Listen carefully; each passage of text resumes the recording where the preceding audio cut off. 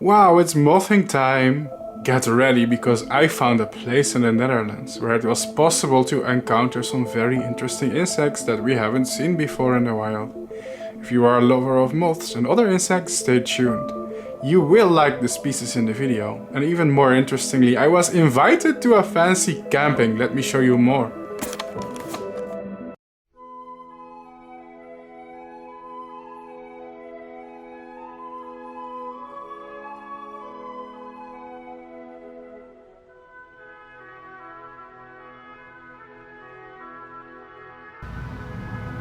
Hey, good morning folks. How have you been? I have been sleeping in this little tent here. Cute. Hello ladies and gentlemen, this is Bart Coppens and today we're going moth trapping. Today I've been invited here at a glamping and first I would like to introduce the people who invited me. Introduce yourself guys. I'm Wout. I'm Nick. I'm Lorraine. I'm alright. Thank you guys for inviting me. It is really generous of you guys. And if you guys want to book this place, it's possible. If you look it up online, it's called Natuurhuisje in Erp. I will put the link in the description. And we put up here behind us a moth trap. And I'm going to use a mercury vapor light bulb to attract insects here. And we are going to document what species we will be able to attract. And hopefully, hi guys, you guys are looking fantastic. Hopefully we'll get some interesting species, okay? Let's start the video.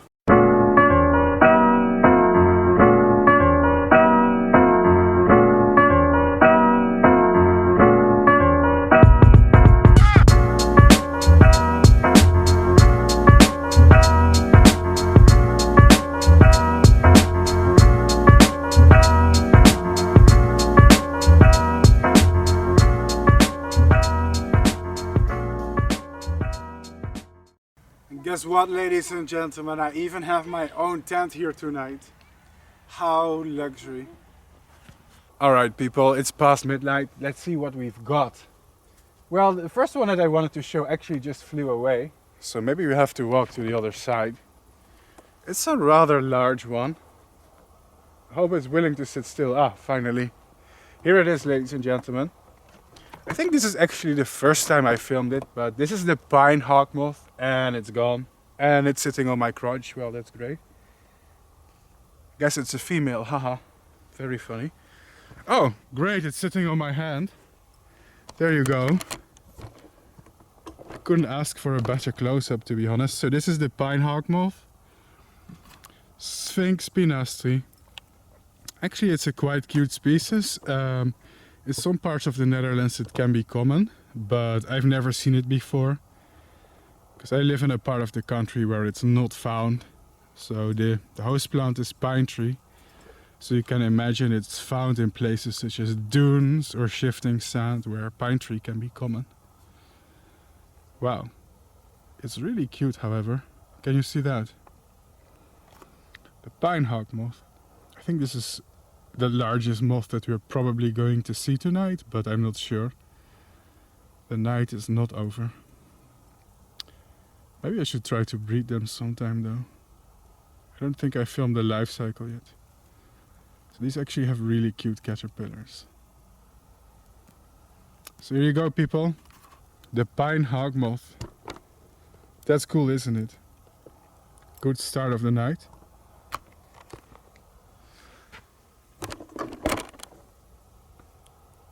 It seems that apart from that, I just looked in my camera and I realized how ugly I am. Anyway, I was just checking the sheet. Most of what we got are some cool small species as well. I think it's worth showing, however, you know. Small species are not less interesting. And we're moth trapping in the Netherlands, my home country. Rare moths do occur, big species, do occur in the Netherlands. But it tends to be a little bit more uncommon, you know. So I have many moth trapping videos, like in the rainforest, where you see a lot of giant moths. In the Netherlands, that's kind of rare. Hawk moths tend to be some of the biggest moths that you find here. There's other ones as well, but maybe I'll talk about them when we encounter them. Ooh, that's really beautiful though. So this one is called the silver eye. Autographa. What's cool about this moth is it can use really a lot of different host plants. And on top of that, sorry for that, it tends to be a migrant. So in late summer, this species usually arrives in the Netherlands in high numbers. And I think right now is the moment that they start migrating, well, that they arrive here. The month right now is August. August is still a very good month to do moth trapping. So that's great. As you can see, it has a coppery silvery sheen with a cool marking. I guess that's why it's called the silver eye. Wow. I never realized how beautiful this common species is though, like when I'm taking the close-up. I'm actually quite blown away with it. Look at those intricate color patterns. Is that not fascinating? Ooh, very beautiful. Wow, look at it. It's like it has gold. Wow. So amazing. Don't you love the structural colors of moths and butterflies? It's way more cool than gemstones and precious metals. And nobody has to die for it. Unlike diamonds, gold and other gemstones, this is free. These are the free treasures of nature that anybody can observe and marvel at. Anyway, Autographa gamma. Let's see what else we got. We got a lot of cool small stuff. This one is worth mentioning. It's very common, however. But it doesn't matter, we can appreciate it. This right here is called the brimstone moth. You can imagine why it's called the brimstone.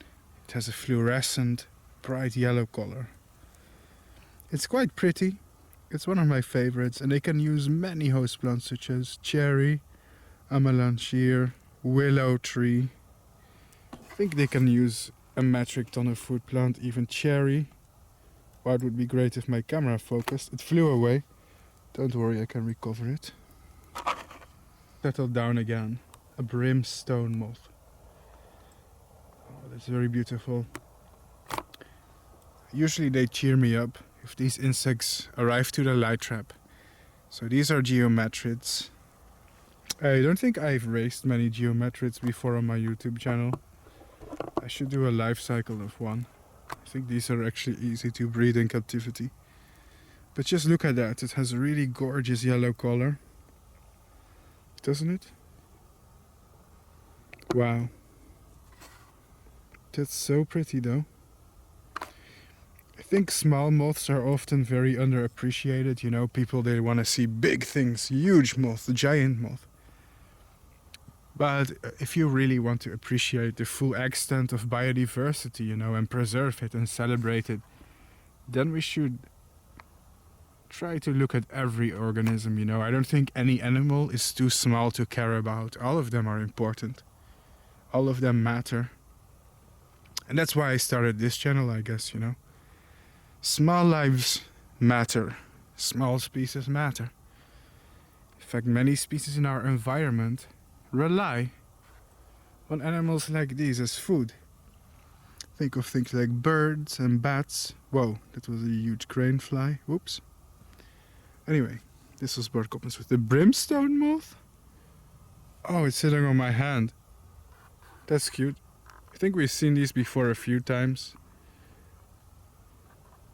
because it's a common species, but I always take the opportunity to make a close-up. I can't resist.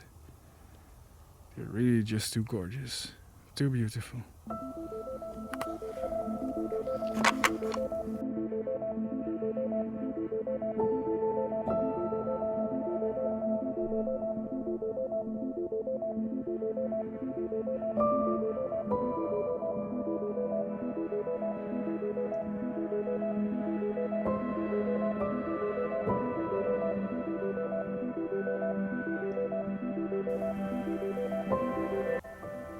This is Bart Coppens hypnotizing you.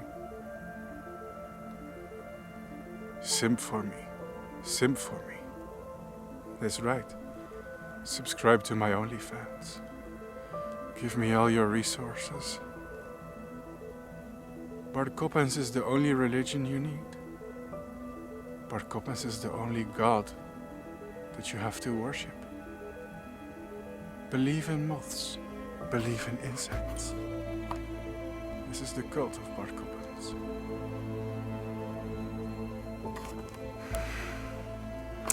I'm going off the rails. Sorry, maybe I didn't take my medicine. Anyway, guys, here's something that excites me. I think I have to move the camera up. So this tiny little thing is very common. But it's something I didn't show before on my YouTube, and we have to talk about it because it's very relevant to the science of entomology. Let me ask you a question. Have you ever heard of the oak processionary caterpillar? No? Well, if you have any affinity with entomology and you don't live under a freaking rock, then you will know about the oak processionary caterpillar. It's in Europe a very problematic species. It's a native species, it's not invasive, that's very important to remember, but even native species can sometimes cause trouble. And that's because these oak processionary caterpillars have very toxic hairs that can disperse by the wind, and they overpopulate sometimes. This gives major problems, so the government likes to spray them with pesticides to get rid of them. Now, if you ever wondered what kind of moth they turn into, I found it. I found the oak processionary moth. Here it is. Wow. So the moths are actually pretty cute. What's funny is the moths are harmless, but the caterpillars of this species, the oak processionary, are probably the most dangerous caterpillars in Europe and the European continent. And that's because they have very potent toxic hairs that can cause very strong reactions on the skin of people in the form of rashes, but also lung problems. I'm talking about stuff like allergic reactions, anaphylactic shock, but also people who struggle with asthma and have trouble breathing can sometimes really struggle to breathe because of the hairs, the toxic hairs that are dispersed by the wind. Now the truth is, the reason this species is a pest is also our fault. There's many factors who contribute to it. Here's another one. First one flew away. So first of all, there's the fact that in the Netherlands, next to the roads, and I'm talking like the highway or any road for cars, the government like to plant many oak trees. This is the concept of eikenlanen or oak lanes. They are a very typical thing that you see in the Dutch countryside. But the problem is, if you start doing this, you inadvertently create a monoculture of oak trees. In this landscape, these moths have very little predators. Such a monoculture does not support the natural enemies of these moths, such as great tits, yeah, I mean the bird, not the actual tits, cuckoos, but there's also many species who parasitize these animals, such as parasitic flies and wasps, who are their natural predators. On top of that, I'm pretty sure there's more predators we can think of, bats for example. The problem is, none of these animals thrive in these horrible monocultures. This leaves nothing else but these moths who basically have free reign over the landscape. On top of that, these animals are thermophiles. They love warm temperatures.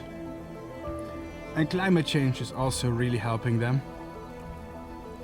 So the reason these are such a huge pest right now in Europe and the Netherlands is because of mismanagement of the landscape, intensive agriculture, the mass planting of oak trees without any additional support for natural predators, and that's about it.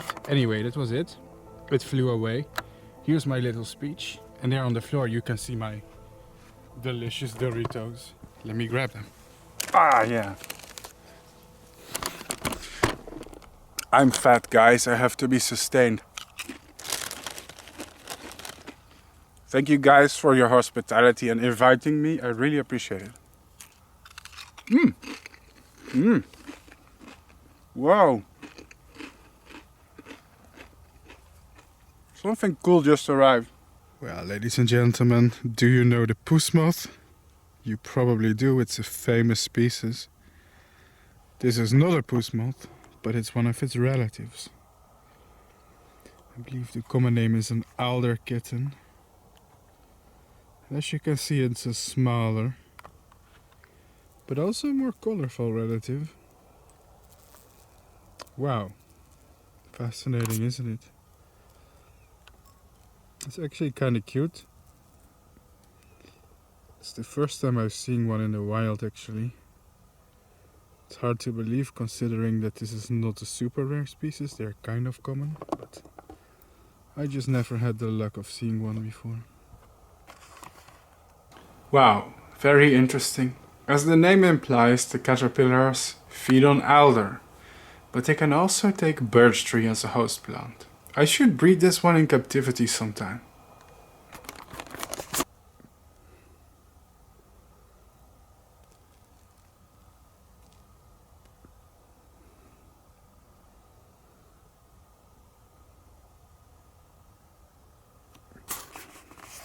And here we have the clouded border.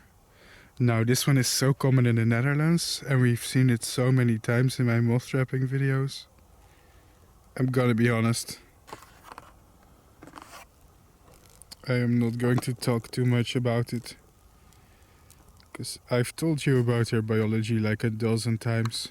And they're just so common. But we do have some other cool stuff here. Let's start with this one.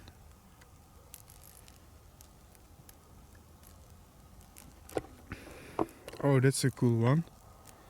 So this one is called, I believe, the nutmeg.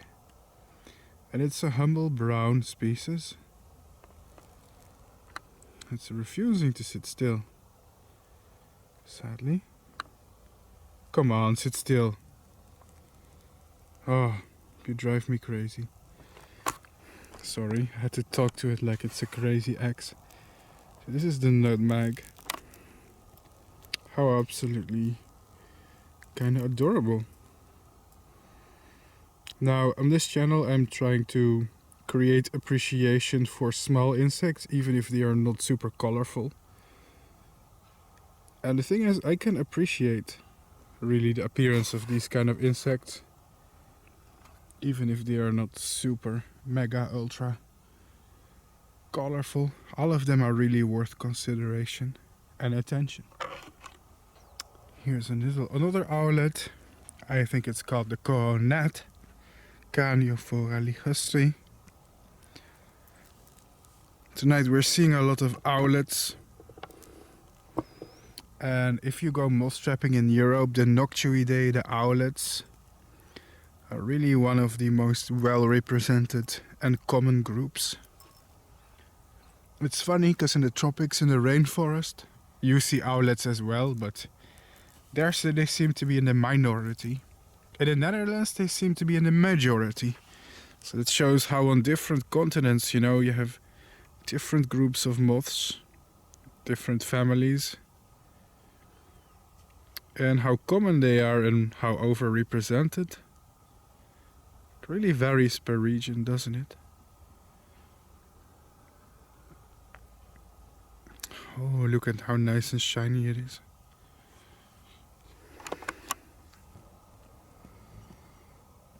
Wow, guys, wow. Speaking of owlets, this one is probably the most beautiful one tonight. What do you guys think its name is, huh? It's called the Goldspot, Pelusia festuca. Wow. And this species, I think, can feed on many types of plants. At least the caterpillars do. The moths don't feed on plants, of course.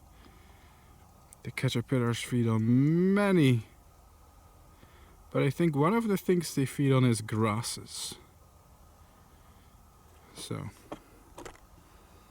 like these grasses and maybe sedges, among other things. It's hard to hold it still on my finger because it's so darn small. Wow. That's amazing.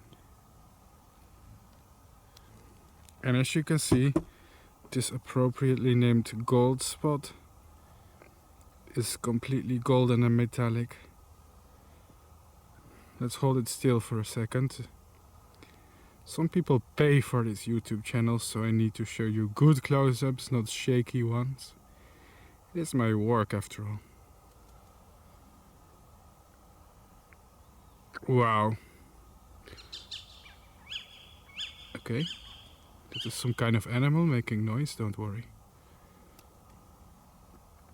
It's really cool.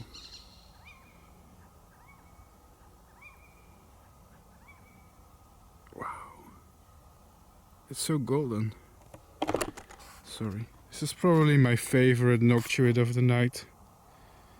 So cool. Now, if you want to see this species too, there's good news. It's found all the way from Ireland to Japan. But it's mostly found in wet places. Near marshes, fens, bogs, bodies of water. So, find slightly damp habitats. Oh, it's raising its wings. Now we can see those gold spots in action. That's beautiful. Oh my gosh.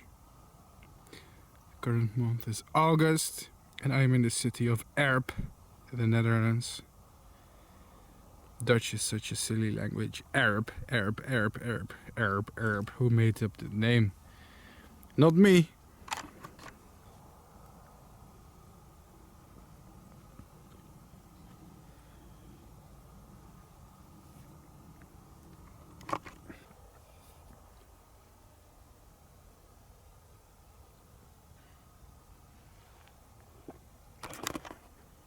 Here we have one. Formerly this species was known as the gypsy moth. But people said, well, it's racist to call it a gypsy moth, let's give it a new name. And you know what, guys? I feel like political correctness. A lot of people become angry from it.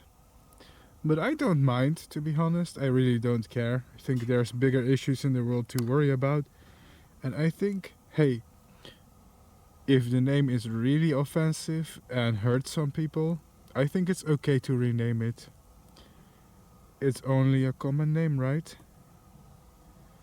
It's only a common name. Who cares? You can change it if you like.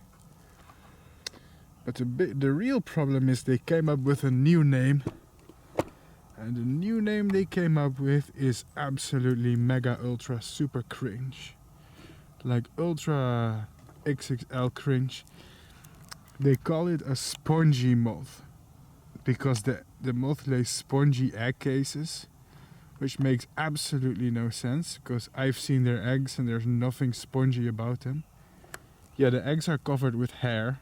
That's true. Should have called it a hairy moth instead. Anyway, the common name spongy moth is one of the most atrocious things I've ever heard, and the people who come up with this nonsense should be fired from their job. It's horrible. But the moths themselves are really cute.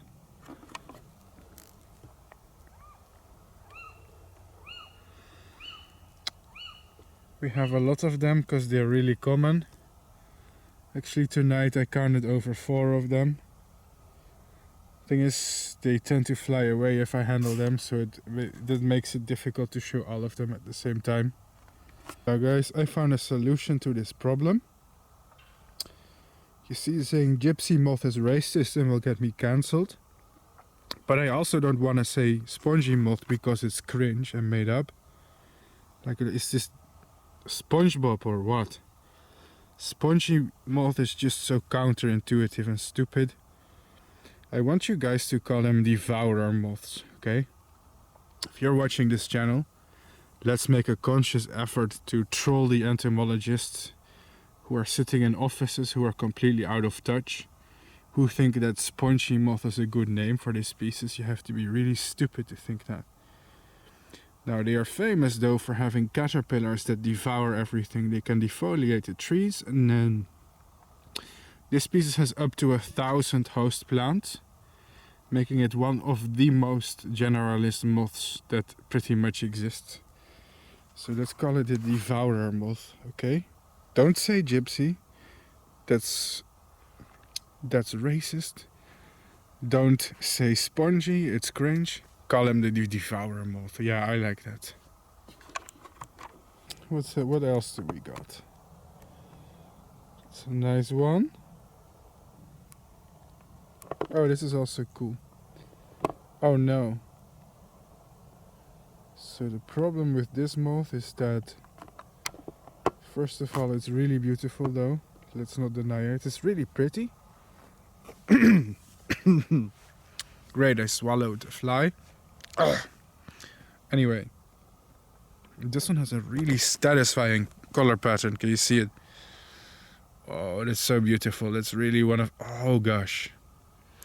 The problem is there's like 3 or 4 very similar looking species that look very mega ultra similar.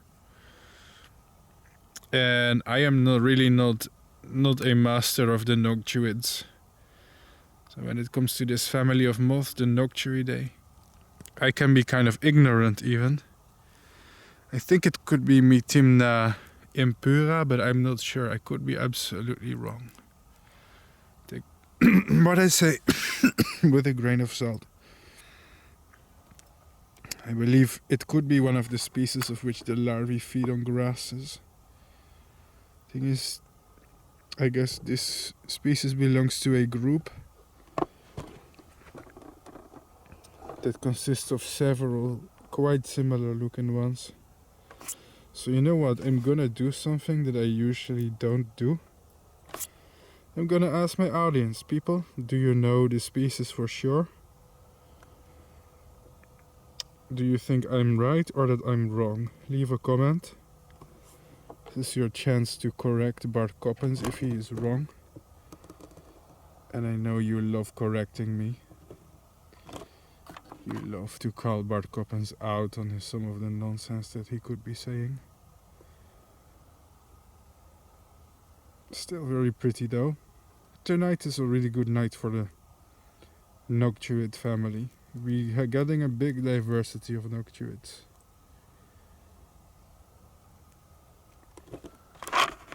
Well, it's only big for Dutch standards. If I was in the rainforest, I would call this a small moth, but in the Netherlands, I call it something big. As it turns out, it is the broad-bordered yellow underwing. It's a large species of Noctuid and it's about to fly. Yep, did you see the underwings? Hey, here we have it again. Do you remember them from my older videos? This is the one with the cute name, the Hart and Dart. Agrotis exclamationis. Turns out, it is a wonderful night for Noctuidae, the owlets, and we're just getting species after species after species. I do struggle to identify them sometimes, but this one I think there's nothing really that similar to it in the Netherlands, so this should be exclamationis. Hey, something just landed on my hand. Another Noctuid. Never mind, it flew away. Well, I think there's plenty of moths left. Sun is gonna come up soon. This one is kinda cute. Could be. Hope, never mind. Or not. Is it gonna land anywhere?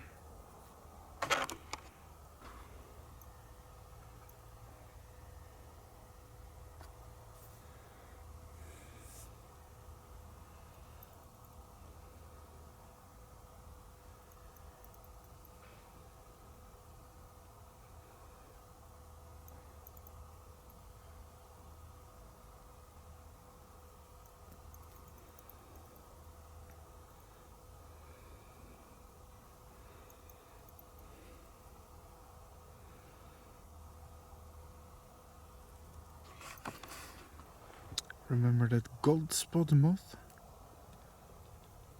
Well, it turns out there's also a golden twin spot. That's right. How enchanting. Hello, golden. Oops. Sorry for that golden twin spot. I think I upset it a little bit, but you saw it, right? Did you get a good look at it? Oh, it's coming here.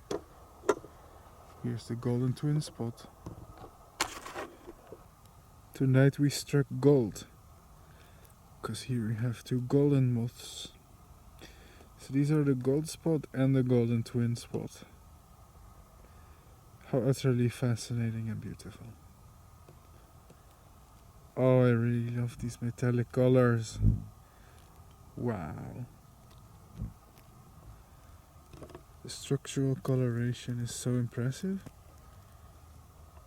Would you look at that? Wow. This is what I mean when I say even small moths are really worth looking at sometimes.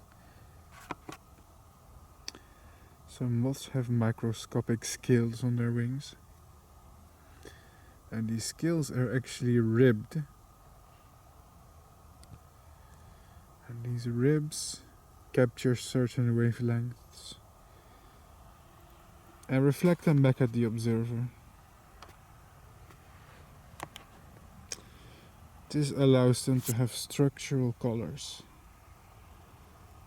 which are not the result of any pigmentation, including gold, silver.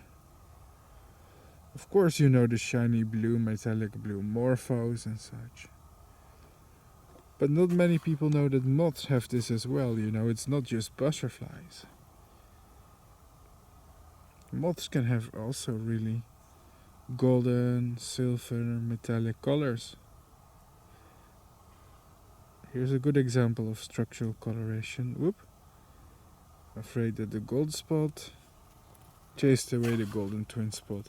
Well, anyway, you've seen them. You've seen them. Oh my. I cannot get enough of this beauty. I just can't get it enough. So awesome. Just another look at this beauty before I go sleep. It is a shame that its thorax has a certain extent of damage on it. And that is unfortunate. But it's still really cool to see the pine hog moth on YouTube finally.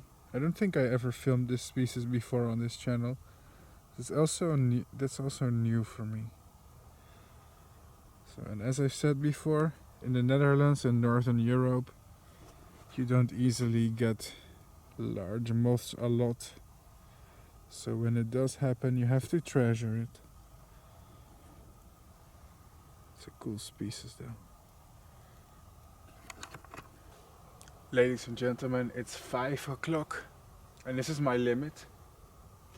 The night is not completely over, but I think it's over.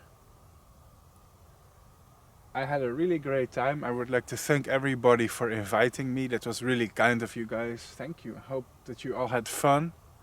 And the people watching this on YouTube, I hope you guys enjoyed seeing the cool moths as well. But I need to get some sleep. And I don't think the last hour is gonna be worth it until the sun comes up, you know. I don't always have to wait until the sun comes up. Sometimes I need to catch some sleep. And I think the moths will stop coming now. It's over, I think, yeah. But it was fun. It was really nice to do. So I'm gonna sleep. See you in the next episode. I'm back home.